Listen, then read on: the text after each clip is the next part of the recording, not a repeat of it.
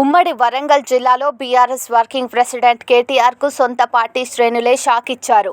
ఆయన మాట్లాడుతుండగానే BRS cadre కుర్చీలు ఖాళీ చేసి వెళ్లిపోతున్న వీడియోలు నెట్టింట వైరల్గా మారాయి. పార్లమెంటు ఎన్నికల్లో భాగంగా మంగళవారం సాయంత్రం వుర్సునాని గార్డెన్స్లో వరంగల్ తూర్పు నియోజకవర్గం బీఆర్ఎస్ పార్టీ విస్తృత స్థాయి సమావేశాన్ని నిర్వహించారు.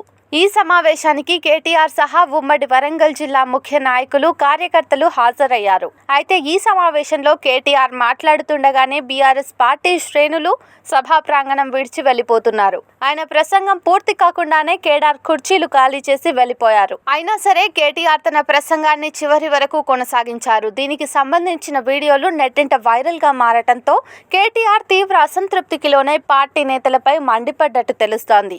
అయితే బీఆర్ఎస్ ముఖ్య నేత మాట్లాడుతుండగానే సొంత పార్టీ కేడర్ వెళ్లిపోతుండడం పార్టీ వర్గాల్లో తీవ్ర చర్చనీయాంశమైంది.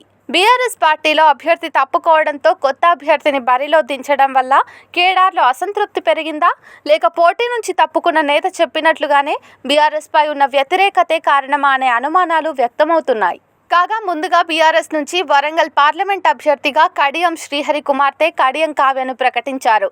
ఆమె బీఆర్ఎస్ నేతలు అంతర్గత కుమ్ములాటలతో ఎవరికి వారు సొంత గ్రూపులు ఏర్పాటు చేసుకుని అభ్యర్థికి సహకరించట్లేదని, నేతలపై కేసుల వల్ల ప్రజల్లో తీవ్ర వ్యతిరేకత ఉండడంతో వరంగల్లో పార్టీ గెలిచే పరిస్థితి లేదని పోటీ నుంచి తప్పుకున్నారు. అనంతరం కాంగ్రెస్ పార్టీలో చేరి టికెట్ తీసుకుని వరంగల్ పార్లమెంటు బరిలో ఉన్నారు.